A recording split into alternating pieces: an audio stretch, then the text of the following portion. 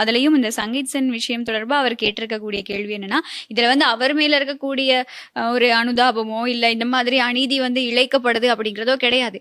என்பிபில இருக்கவங்க செஞ்சாங்கன்னா ஏன் அவரால செய்ய முடியாது?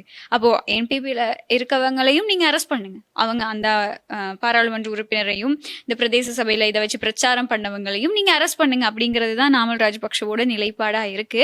அதையும் இன்னைக்கு அவர் பார்லிமெண்ட்ல பேசியிருந்தாரு. அந்த பக்கமும் பேசுறாரு, இந்த பக்கமும் பேசுறாரு. இந்த பக்கம் அவர் நிலையா நிக்கிறாரு அப்படின்றது அவருக்கே தெரியல.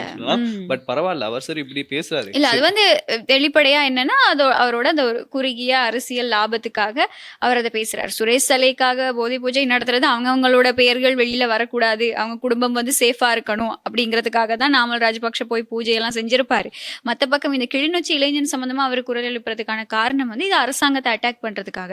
ஏன்னா இப்போ அவரோட விஷயம் வந்து அவருடைய கருத்து எப்பவுமே அந்த இளைஞனை அந்த பாடகரை வெளியில விடுங்க அப்படிங்கிறது கிடையாது. அவரை அரெஸ்ட் பண்ணீங்கன்னா நீங்க என்பிபில இருக்கிறவங்களையும் அரெஸ்ட் பண்ணுங்க அப்படிங்கிறது தான் நாமல் ராஜபக்ஷவோட நிலைப்பாடா இருக்கு.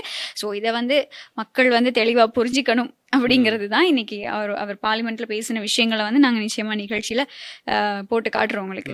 அதே மாதிரி நீங்க சொன்ன மாதிரி தான் நாமல் ராஜபக்ஷ வந்து இது குரல் கொடுத்திருக்காரு. நீங்க வந்து நீங்க போட்டீங்கன்னா அந்த பையனும் அதுதானே பண்ணிருக்காங்க, அவனும் ஏன் அரெஸ்ட் பண்றீங்க அப்படின்னு கேக்குறாரு. ஆனா போட்டவங்க என்ன சொல்றாங்க அப்படின்னு பாத்தீங்கன்னா, எங்களுக்கும் அதுக்கு சம்பந்தமே இல்லை அப்படின்ற மாதிரி அவங்க வந்து பேசிட்டு இருக்காங்க.